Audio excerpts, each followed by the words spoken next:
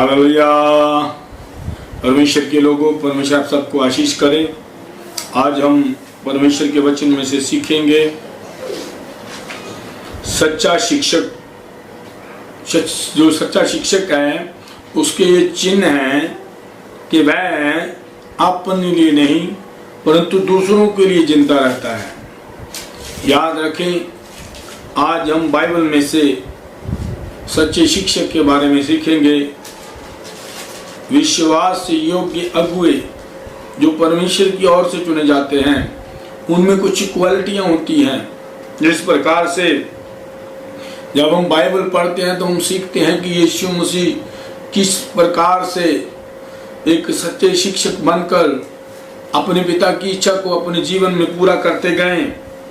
ऐ खुदा के लोगों, मैं प्रोफेट सुरेंद्र मट्टू आप सबको यीशु मसीह नासरी के नाम से आशीष करता हूं। प्रोफेट सुरेंद्र मट्टू मिनिस्ट्री में आपका स्वागत है। आज हम सीखेंगे सच्चा शिक्षक कौन है। सच्चे शिक्षक के ये चिन्ह हैं।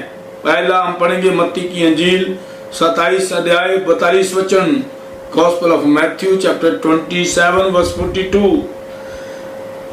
ये तो इजराइल का राजा है, अब क्रूस पर से उतर आए तो हम उस पर विश्वास करें। जब यीशु मसीह क्रूस पर चढ़ाए हुए थे तब सिपाही और बहुत सारे लोग ये कह रहे थे कि ये अपने आप को इजराइल का राजा कहता है, अगर ये क्रूस पर उतरे तो हम विश्वास करेंगे। याद रखें, जिस प्रकार से यीशु मसीह ने अपनी सामर्थ अपनी शक्तियों को अपने लिए उपयोग नहीं किया, उसी प्रकार से जो सच्चे शिक्षक है वो अपने लिए परमेश्वर की सामर्थ को उपयोग नहीं करते। आप देख सकते हो, विश्वासी बहुत सारे ऐसे होते सिर्फ चमत्कार के लिए आते हैं, और विश्वासियों की दुआएं ऐसी है कि वो सिर्फ अपने लिए दुआ करते हैं। लेकिन जो सच्चा शिक्षक है वह दूसरों के लिए जिंदा रहता है। जैसे कि लॉकडाउन के दरमियान जब मैं 6 दिन और 6 रात के उपवास में था, तो आपने स्वर्ग की दर्शन की उस वीडियो के द्वारा सुना होगा। जब स्वर्गदूत मुझे स्वर्ग में ले गए, मैंने प्रभु यीशु मसीह को देखा, बातें हुई। वहां यीशु ने मुझे कहा, मैंने तुझे अपने लिए चुना है। और सच्चे शिक्षक जो है वो अपने लिए नहीं जीते, वो दूसरों के लिए जीते हैं। यहाँ हम मत्ती की अंजील 27-42 में देख रहे हैं। मत्ती की अंजील 27 अध्याय 42 वचन कहता है, ये तो इजराइल का राजा है, जब क्रूस पर से उतरा तो हम तुम पर विश्वास करेंगे। बहुत सारे लोगों ने कहा ये इजराइल का राजा कहलाता है, यदि ये अपने आप को क्रूस पे नीचे उतारे तो हम विश्वास करेंगे। लेकिन यीशु मसीह अपने लिए नहीं, यीशु मसीह उस दर्शन के लिए, उस काम के लिए जिंदा रहे जो पिता ने, परमेश्वर ने अपने पुत्र को दिया। याद रखें, सच्चे शिक्षक जो है वो अपने लिए नहीं, वो दूसरों के लिए जिंदा रहते हैं। इसी प्रकार से बाइबल हमें बताती है, जब हम दूसरा कुरिन्थियों 12 अध्याय उसका 10 वचन पढ़ते हैं तो इस प्रकार से लिखा हुआ है। दूसरा कुरिन्थियों 12 अध्याय 10 वचन कहता है, इस कारण मैं मसीह के लिए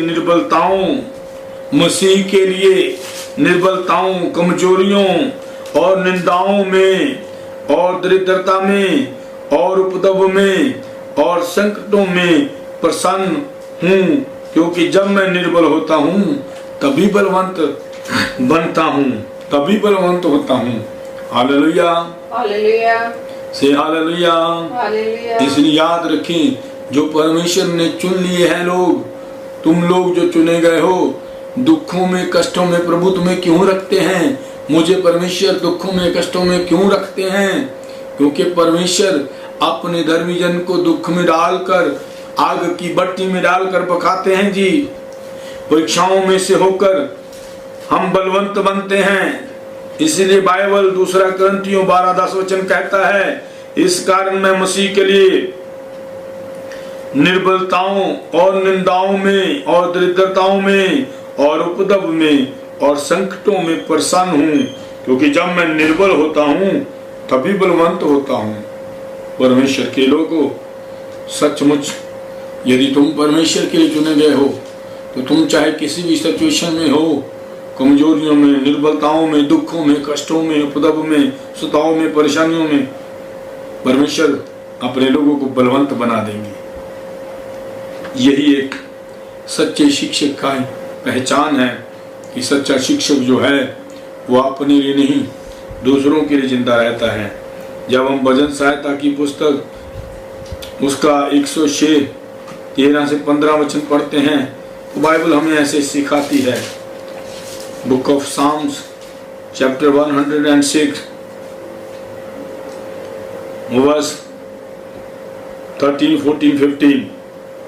परंतु वह झट उसके कामों को भूल गए, वह झट उसके कामों को भूल गए और उसकी युक्तियों के लिए ना ठहरे, उसकी युक्तियों के लिए ना ठहरे। हम इजरायली कौम की बात कर रहे हैं जी। इतने बड़े बड़े चिन्ह चमत्कार परमेश्वर ने उनके साथ किए, वह उसके कामों को भूल गए और उसकी युक्तियों के लिए ना ठहरे। उन्होंने जंगल में अति लालसा की, उन्होंने जंगल में अति लालसा की और निर्जल स्थान में परमेश्वर की परीक्षा की, निर्जल स्थान में परमेश्वर को परखा। तब उसने उन्हें मुंह मांगा वर तो दे, उसने उनको मुंह मांगा वर तो दे दिया, परंतु उसके प्राण उनके प्राण को सुखा दिया। याद रखें, जो अपने लिए जीता है वह अपने प्राण को खो देता है। लिखा है जो अपने प्राण को बचाएगा वह उसे खो देगा। एक सच्चे शिक्षक की यह पहचान है कि वो अपने लिए दुआ नहीं करता। मुझे याद है 2007 से शुरू हुआ हूं, 2013 से 7 साल हो चुके हैं मुझे। 2013 से अब तक कभी अपने लिए कोई दुआ नहीं। जैसे कि मैंने आपको बताया, जब लॉकडाउन के दरमियान मुझे स्वर्ग में बुला लिया गया और प्रभु यीशु मसीह मुझे कहते हैं मैंने तुझे अपने कामों के लिए चुना है। बाइबल कहती मैंने तुझे संसार से अलग कर लिया है। याद रखें, आप संसार से अलग किए गए हैं। अगर आपको सच्चा शिक्षक बनना है तो अपनी अभिलाषाओं को छोड़कर उसकी इच्छा को पूरा करना पड़ेगा। एक सच्चे शिक्षक की यही पहचान है। जब एलिया ने कहा जब तक मैं न चाहूं वर्षा ना होगी, परमेश्वर ने वो तो उसके मुख से कहला दिया और वर्षा नहीं हुई। फिर परमेश्वर ने एलिया को एक नदी के किनारे रखा। जब तक नदी में पानी था वो पीता रहा। कौवे सुबह शाम उसको रोटी का टुकड़ा मुहैया करते गए, मांस का टुकड़ा मुहैया करते गए। लेकिन जब नदी सूख गई फिर परमेश्वर ने एलिया को कहा उठ और सारपत नगर को चला जा, वहां मैंने तेरे लिए एक विधवा से के हाथों से रोटी का भोजन का इंतजाम किया है। उन दिनों में अगर एलिया अपने लिए जीना चाहते तो वर्षा भी मांग सकते थे। इसी प्रकार खुदा के लोगों, एक सच्चा शिक्षक जो है, एक सच्चा अगुआ जो है, विश्वास जो अगुआ जो है, वो कभी भी अपने लिए विनती नहीं करता। यदि परमेश्वर ने दुख दिए है तो उसके दिए हुए दुखों को सहना होगा। याद रखो, आपको एक सच्चे शिक्षक की पहचान इसी रीति से करनी होगी कि वह दूसरों के लिए अपने आप को दे देता है, वह दूसरों के लिए दुखों को उठाता है, वह खुद कष्ट सहता है और दूसरों के लिए शांति और अनुग्रह की प्रार्थना करता है। यही एक सच्चे शिक्षक की पहचान है। इसलिए भजन सहायता जब हम 106 का 13 से 15 पढ़ते हैं तो वहाँ ऐसे लिखा है, परंतु वह झट उसके कामों को भूल गए और उसकी युक्तियों के लिए ना ठहरे। उन्होंने जंगल में अति लालसा की और निर्जल स्थान में ईश्वर की परीक्षा की। तब उसने उन्हें मुंह मांगा वर तो दे दिया, परंतु उनके प्राण को सुखा दिया। जब हम मत्ती की अंजील 4 अध्याय 1 से 4 वचन पढ़ते हैं तो यहाँ पर यीशु के बारे में लिखा है, जब आत्मा यीशु को जंगल में ले गया, 40 दिन 40 रात वह भूखे और प्यासे थे, तो वहाँ क्या हुआ जी? तब आत्मा यीशु को जंगल में ले गया जी, ताकि इब्लीस से उसकी परीक्षा हो। आत्मा यीशु को जंगल में ले गया ताकि इब्लीस से उसकी परीक्षा हो। और वह 40 दिन और 40 रात 40 दिन और 40 रात वह निर्हार रहा, भूखा और प्यासा रहा। अंत में उसे भूख लगी। तब परखने वाले ने पास आकर उससे कहा, यदि तू परमेश्वर का पुत्र है तो कह दे कि ये पत्थर रोटियां बन जाए। यीशु ने उत्तर दिया, लिखा है मनुष्य केवल रोटी से नहीं, परंतु हर एक वचन से जो परमेश्वर के मुख से निकलता है जीवित रहेगा। वहाँ यीशु मसीह अपनी अभिलाषाओं को पूरा नहीं किए। परमेश्वर के पुत्र प्रभु यीशु मसीह कहते हैं, मनुष्य केवल रोटी से नहीं परंतु हर एक उस वचन से जो परमेश्वर के मुख से निकलता है। याद रखो, सही सच्चे शिक्षक की ये पहचान है कि वो सैक्रिफाई करता है। सच्चे बिलीवर की ये पहचान है कि वो सैक्रिफाई करता है। जिस प्रकार से मूसा ने सैक्रिफाई किया और वह परमेश्वर की नजर में विश्वास का पिता बन गया, परमेश्वर ने उसे विश्वास का पिता ठहरा दिया। एक सच्चे शिक्षक की यही पहचान है, एक विश्वास योग्य अगुवे की यही पहचान है कि वो अपने लिए नहीं, वो दूसरों के लिए जीता है। जिस प्रकार से यीशु मसीह इस संसार में आए और पिता की इच्छा को पूरा करने के लिए दूसरों के लिए जीवन बिता कर गए और बाप की दाहिनी और विराजमान हो गए। यदि तुम भी चुने गए हो, यदि तुम भी शिक्षक हो, तो ये तो निश्चित है कि तुम्हारे जीवन में दुख आए, कष्ट आए, लेकिन याद रखें, इन दुखों से, इन कष्टों से धर्मी जन सीखता है। हालेलुया, हालेलुया, से हालेलुया। हालेलुया। इस कारण मैं मसीह के लिए निर्बलताओं में, कमजोरियों में और निंदाओं में, जब मेरा विरोध करते उसमें, और दरिद्रता में, बीमारी में और उपद्रव में, झगड़ों में और संकटों में मैं प्रसन्न होता हूँ। क्यों प्रसन्न होता हूँ? क्योंकि जब मैं निर्बल होता हूँ तब बलवंत होता हूँ। परमेश्वर मुझे बलवंत कर देते हैं। यही एक सच्चे शिक्षक की पहचान है। परमेश्वर के लोगों, परमेश्वर तुम्हें आशीष करे।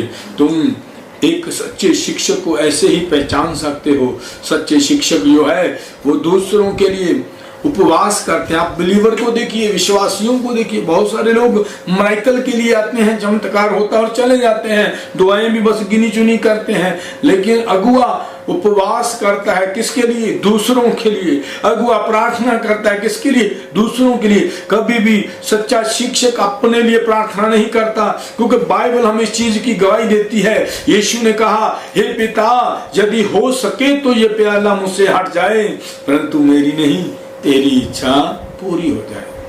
हालेलुया, हालेलुया, से हालेलुया, हालेलुया। परमेश्वर के लोगों, परमेश्वर आपको आशीष करेंगे जब आप दुख सहकर, कष्ट उठाकर उसकी बाट जोते रहेंगे, एक सच्चे शिक्षक बनकर।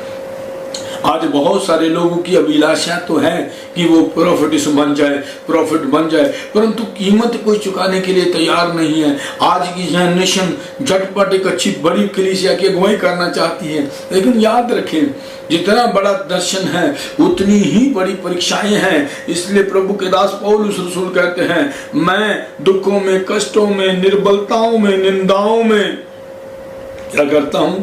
प्रसन्न होता हूँ। और जितना मैं निर्बल होता हूँ उतना ही बलवंत हो जाता हूँ। परमेश्वर आपको आशीष करे, परमेश्वर आपको आशीष करे। सचमुच आप एक सच्चे शिक्षक बनकर अपनी कौम की अगुवाई करें। यदि आप सुसमाचारक हैं तो परमेश्वर आपको ऐसा बल दें कि आप एक सच्चे शिक्षक बनकर लोगों के लिए आशीष लाएं। परंतु याद रखें, जो सच्चे शिक्षक हैं उनको कीमत चुकानी पड़ेगी, उनको सैक्रिफाई करना पड़ेगा, त्याग करना पड़ेगा। इसलिए यीशु ने कहा, अपना क्रूस उठा और मेरे पीछे हो ले। प्रभु आपको आशीष करे, परमेश्वर आपको आशीष करे और आप उसके अनुग्रह से भर जाएं। ऐ खुदावन, हम धन्यवाद करते हैं पिता आज के इस अच्छे वचन के लिए। सचमुच पिता इन वचनों को सुनने वाले प्रभु आपके दास, इन वचनों को सुनने वाले प्रभु वो आपके सेवक जो एवेंजलिस्ट का काम करते हैं। और रबाबुली सेखेना मोदेना संदा, वो विश्वासी जो आपके काम के लिए चुने गए हैं, इन वचनों को सुनकर वह दृढ़ हो जाएं, स्थिर हो जाएं और उनकी कॉलिंग कंफर्म हो जाए। इन वचनों को सुनने वाले लोग आशीष पाएं, जैसे पिता अपने पिता की इच्छा को पूरा किया है। ऐ खुदावंद हमारे जीवन में बस आपकी इच्छा पूरी हो जाए, क्योंकि हम जिस दौड़ के लिए चुने गए हैं उस दौड़ को पूरा करने के लिए आप हमारी सहायता करें, अपने लोगों की सहायता करें, सुनने वाले लोग आशीष पाएं। थैंक यू फादर, यीशु मसीह के नाम से आमीन आमीन। परमेश्वर के लोगों, परमेश्वर आप सबको आशीष करें, परमेश्वर आपको एक सच्चा शिक्षक बनाए और तुम एक ऐसे अगुए बन जाओ कि अपनी दौड़ को पूरा करो। और मैं प्रभु का दास प्रोफेट सुरेंद्र मट्टू आप सबको यीशु मसीह नासरी के नाम से आशीष करता हूँ कि जीवन में कहीं भी किसी भी समय जब जब आप परेशानी में तकलीफ में हो तो प्रभु आपसे बात करें। मैं उम्मीद करता हूँ इन वचनों के द्वारा तुम और तुम्हारा घराना आशीष पाएंगे। प्रभु आपको आशीष करे। Thank you.